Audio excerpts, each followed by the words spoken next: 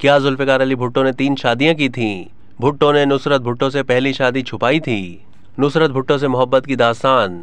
سابق وزیر اعظم اور پیپلز پارٹی کے بانی ذوالفقار علی بھٹو کی اہلیہ بیگم نصرت بھٹو نے اپنے شوہر کی سیاست میں بھرپور حصہ لیا۔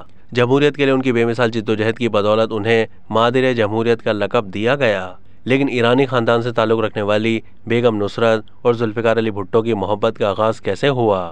قیوم نظامی نے اپنی کتاب جو دیکھا جو سنا میں اس محبت کی داستان کو تفصیل سے تحریر کیا ہے، جو کہ نصرت بھٹو کے انٹرویو کی صورت میں پیش کی گئی ہے۔ کتاب کے مطابق ذوالفقار علی بھٹو ابھی 10 سال کے تھے۔ ان کی شادی خاندانی نظریہ ضرورت کے تحت ان کی کزن سے کر دی گئی، جو ان سے عمر میں بھی 10 سال بڑی تھی۔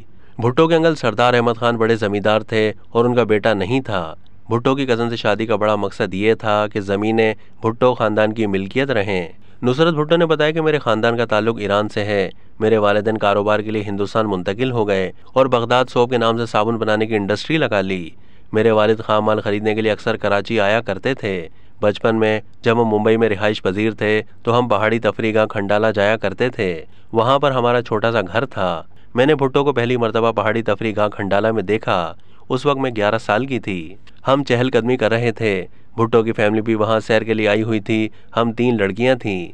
ہم نے بھٹو سے گپ شپ شروع کر دی، پھر ہم کراچی منتقل ہو گئے۔ انہوں نے کہا کہ بھٹو کی ہمشیرہ منور اسلام میری دوست تھی۔ جب اس کی شادی ہوئی تو اس نے مجھے بھی دعوت دی۔ میں بینک کے لاکر سے اپنے زیورات لینے گئی تو میں نے بھٹو کو دیکھا۔ وہ جوان ہو چکے تھے۔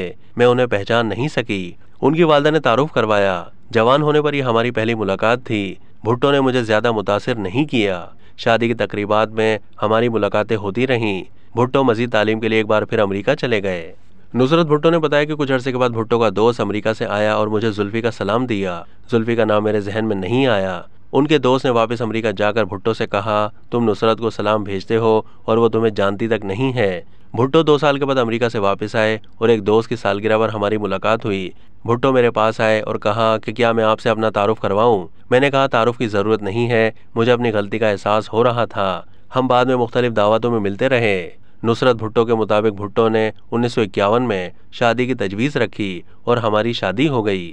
شادی کے بعد میں ان کے ہمراہ آکسفورڈ چلی گئی۔ یونیورسٹی قواعد کے مطابق بھٹو ہاسٹل سے باہر نہیں ٹھہر سکتے تھے۔ میں ان کے ساتھ ہاسٹل میں ہی رہی۔ میرے سسر خط لکھتے تھے کہ میں پاکستان واپس چلی آؤں۔ ان کا خیال تھا کہ میری موجودگی میں بھٹو پوری توجہ سے تعلیم حاصل نہیں کر سکیں گے۔ میں پاکستان واپس آ گئی مگر اداس رہتی تھی اور بھٹو سے فون پر تنہائی کی شکایت کرتی تھی۔ میرے والد نے میرے لیے ٹکٹ خریدا اور میں ایک بار پھر لندن چلی گئی۔ میں نے بھٹو کو بتایا کہ ہم ایک بچے کے والدین بننے والے ہیں۔ یہ خبر سن کر وہ بہت خوش ہوئے۔ جب ہارون خاندان نے مجھے بتایا کہ بھٹو شادی شدہ ہیں تو میں بہت پریشان ہوئی اور بھٹو سے کہا کہ تم شادی شدہ ہو، تم نے مجھے دھوکہ دیا ہے، تم نے مجھے پہلے کیوں نہیں بتایا کہ تم ایک شادی شدہ آدمی ہو؟ بھٹو اپنی والدہ کو لے کر ہمارے گھر آئے اور ان خاندانی حالات کے بارے میں بتایا جن کی وجہ سے انہیں 10 سال کی عمر میں اپنی کزن سے شادی کرنی پڑی۔ کتاب میں یہ بھی انکشاف کیا گیا ہے کہ بھٹو نے دوسرا عشق حسنہ شیخ سے کیا جو پراسرار رہا۔